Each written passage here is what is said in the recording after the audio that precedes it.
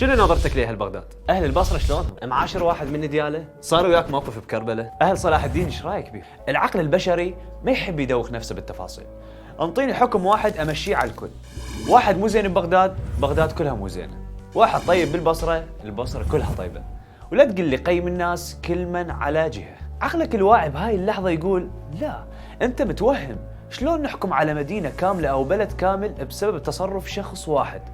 بس من تروح لهاي المدينة ويصير وياك موقف، عقلك الباطن يصير يشوف المدينة كلها بلون صاحبنا أبو الموقف. الباحث في علم النفس دانيال كولمان في كتابه Emotional Intelligence الذكاء العاطفي يشرح لنا شلون بالوضع الطبيعي للدماغ كل المعلومات اللي يتلقاها العقل تمر عبر القشرة الحديثة في المخ اللي تتكون من 6 طبقات من الخلايا العصبية، وهي اللي تسجل كل المعلومات وبعدين توزعها لبقية وظائف الدماغ، ومنها اللوزة الدماغية. واللوزة وظيفتها تحدد السلوك العاطفي تجاه المعلومة المسجلة. يعني قشرة دماغك هسه تسجل كلامي قبل أن يروح للوزة وتقرر إذا عاجبها وتكمل الفيديو أو ما عاجبها وتكنسله. بقت أنت ولوزتك. تابعنا، تنطينا لايك، مشاركة، كيفك. بالوضع غير الطبيعي لما يستلم العقل معلومة مثيرة للانزعاج، بهاي الحالة يتحرك اللاوعي وتغلق الدوائر العصبية للمخ وتسمح للمعلومات بتجاوز القشرة الحديثة قبل أن تسجلها تسجيل كامل، وتروح مباشرة إلى اللوزة الدماغية، وتبدأ اللوزة تبث شعور سلبي لا واعي تجاه شخص ما تعرفه أساساً، وهذا اللي يسميه دانيال كولمان اختطاف اللوزة، واللي نعبر عنه بأمثالنا الشعبية حب واحكي واكره واحكي. يعني حكيك هو عبارة عن سلوك نفسي غير مدقق دماغيا. خلونا نتكلم عن مثال حي لهاي النظرية وكل من يلزم لوزته. العمامة. بالعراق حوزة النجف اللي عمرها 1000 سنة وتاريخ طويل من المرجعيات الدينية، يعني هذا الرمز مرتبط بعقيدتنا بتاريخنا وثقافتنا، ولكن بدأت تطلع بالفترة الأخيرة نماذج أساءت لهذا الرمز ونفرت الناس منه. إذا نسأل العقل الواعي لأي إنسان عن اللابسين الزي الديني، أكيد يقول بيهم الزين المستحق لهذا الزي وبيهم المو زين الاستغلالي. بس لما نسأل العقل الباطن ونريد جواب صريح من اللاشعور، يا أخونا العقل الباطن، بعد ظهور الكثير من النماذج السيئة تلبس هذا الزي الشريف سواء في الجانب السياسي أو الإعلامي أو غيره، وبركة الانفتاح الإلكتروني صار أي واحد طائفي أو جاهل أو بذيء اللسان يقدر يخلي قماش على راسه ويطلع بث مباشر. ورا كل هذا يا عقلنا الباطن بعدك محافظ على تقييمك بيهم زين وبيهم مو زين، وبعدك إذا تشوف معمم يلعب طوبة تنطي مجال للقشرة الدماغية تسجل شيء وتفتهم هذا من يا صوب وين درس ولبس عمامة. لو خطفت لوزاتنا وصار عندنا تحسس لا شعور من الزين والمو زين، وصار هواي من شبابنا محروم حتى من الصلاة بالمسجد والقعدة تحت منبر الحسين بسبب هاي الأزمة النفسية. تمام، احنا متفقين أخطر شيء على دينك مو السيف اللي على رقبتك. السيف يقدر ياخذ حياتك بس ما يقدر ياخذ قناعتك. أخطر شيء هو اللابس رداء الدين ويمزق بسمعة الدين. هذا يخلي عندك صراع داخلي، وين الحق وين الباطل، وبالتالي يصيبك الإحباط ويموت اهتمامك بالدين موت بطيء إذا ما كان الجرح أعمق وصرت تحارب حالة التدين. بس بالمقابل مثل ما يقول دانيال كولمان، اختطاف اللوزة مو حجة حتى نصدر أحكام عامة، خصوصا إذا عندك دافع نفسي آخر لهذا الحكم. مثلا ما تريد تتحمل الالتزام بس يراد لك مراوغة بسيطة، فتوقف قدام نفسك وتقول هو وين الدين؟ وينهم الزينين؟ أشو كلها؟ لا الزين موجود، بس شوف الثوب الأبيض ولا تروح تركز على هاي النقطة السوداء اللي جابها الزمن الما بخير. ما راح ندخل بموضوع كم معمم استشهد، كم معمم انجرح، كم معمم أفنى شبابه بالدراسة، لأن هاي الأمور المفروض أنت شفتها بنفسك مثل ما شفت الجانب السلبي. إذا كان الأساس صحيح والبناء قائم، مو من الإنصاف تركز على النتوءات الزايدة الموجودة بكل اختصاصات على وجه الأرض.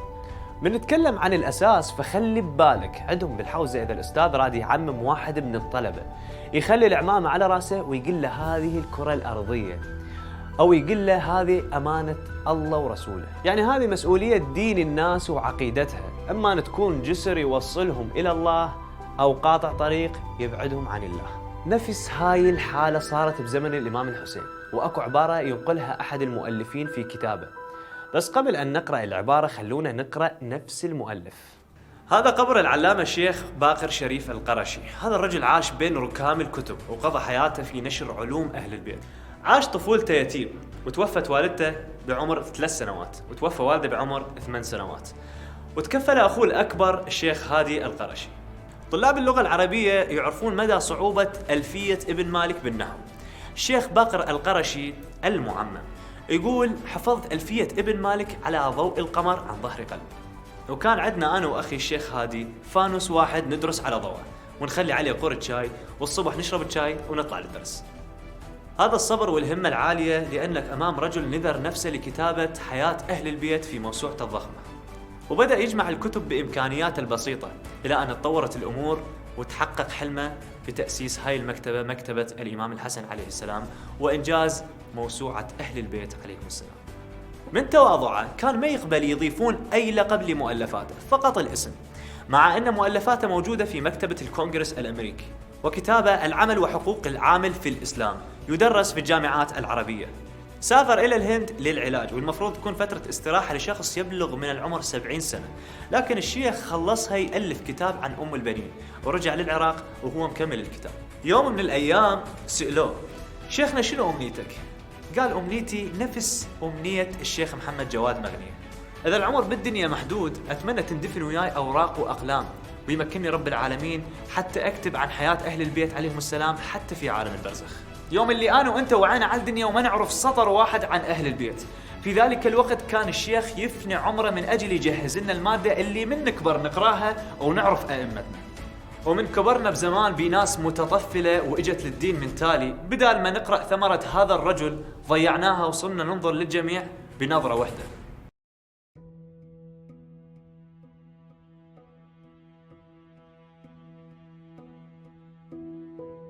ومني جيش مسلم بهزيمة مخزية لم يحدث لها نظير في جميع فترات التاريخ، فقد هزمته الدعايات المضللة من دون أن تكون في قباله أية قوة عسكرية. ويقول المؤرخون أن مسلما كلما انتهى إلى زقاق انسل جماعة من أصحابه وفروا منهزمين وهم يقولون: ما لنا والدخول بين السلاطين.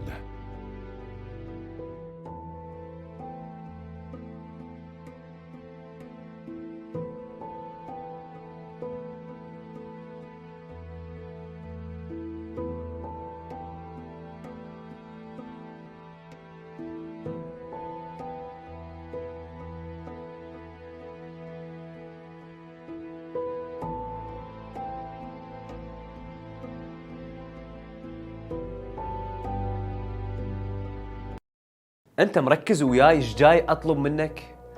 مو صحيح تقبل الكل ولا صحيح ترفض الكل.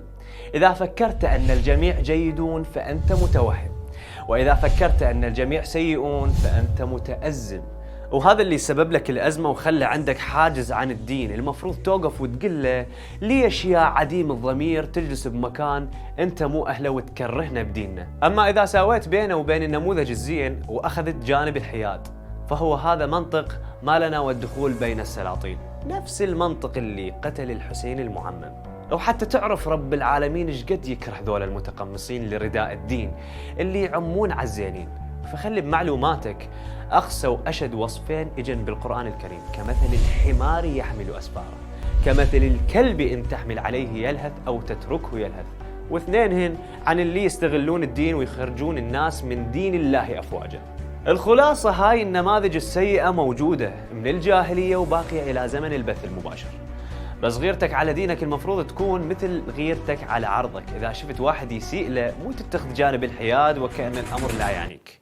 عندنا شيء اسمه البروباغندا وشيء اسمه الموضوعية. البروباغندا هي ترويج المعلومات بمنظور أحادي، يعني مو يكذب عليك، يراويك أمور حقيقية، بس يظل من الصبح لليل يعرض لك جانب واحد وهو الجانب السلبي، والنتيجة يسوي عندك انطباع سلبي. وأما الموضوعية فتعني ترويج المعلومات بمنظور متكامل، يعني يعرض لك السلبي والإيجابي كما هو وأنت احكم. ولهذا ماكو مؤامرة من المواقع الإعلامية لما تطلع لك هاي النماذج، لأن هي بالأصل موجودة، بس من تظل تطلع نموذج معين وتكثر لقاءات بنمط معين حتى تخلق انطباع معين. فهذه هي البروباغندا اللي تصير أخت المؤامرة أو بنت خالتها، ما أتذكر بالضبط شو، ولا يوم شفناهم طلعوا لنا حالة من الجانب الآخر. مثلا اكو استاذ بالحوزة موجود حاليا بالنجف، فقد اولاده الثلاثة بلحظة واحدة سنة 2006 بانفجار قنبلة قدام بيتهم، ومددهم ثلاثتهم على شفير القبر قدامه. استاذه لزم ايده وقال له شيخنا اعتبر نفسك رجل الدين الوحيد على وجه الكرة الارضية، وتصرف على اساس انك تتحمل هكذا مسؤولية. وصبر لاجل خدمة علوم اهل البيت، ولا يزال حتى اليوم في قمة عطاء العلمي، لانه يشعر بمسؤولية الرجل الوحيد على الكرة الارضية. هذا هواي صفحات ما يخلوك تسمع عنه، ولا هو حريص يتكلم عن نفسه، لذلك اللي يبقى في ذهنك هو العمائم الفيسبوكية. من قصور العقل وضعف التفكير ان تحكم على زي فقط وتتحسس من مجرد قماش بدون ما تعرف محتوى الانسان اللي شايله. تخيل كم دكتور عندنا يكتب لك علاجات زايدة وما محتاجها في سبيل يمتص فلوسك ويحقق ارباح لشركة الادوية، مقابل نسبة من الفوائد يحصلها من الشركة حسب الاتفاق. هذا يخليك تقاطع مجتمع الاطباء لو ما تقدر، لان جسمك اهم من دينك. تخيل دكتور يوصل بيه الخبال ينطي فولتارين للقحة او فلوقات للاسهال. لما تسمع الاستهزاء بيه يخليك تتحسس من الصدرية البيضة. طبعا القانون يعاقب بالحبس لمدة لا تزيد عن 10 سنوات اللي يتلاعب بصحة الناس وينتحل شخصية الطبيب، بس للأسف ما نقدر نشرع قانون يعاقب اللي يتلاعب بعقيدة الناس وينتحل شخصية رجل الدين. والحوزة ما تصدر قوائم سوداء، والبث المباشر موجود، فماكو أي حل غير وعيك وتشخيصك. أيام عاشوراء هي اللحظات اللي لازم نتخلص بيها من عقدة الحكم على الزي، ونركز على المضمون، لأن الحسين وقتلة الحسين كانوا يلبسون نفس الملابس.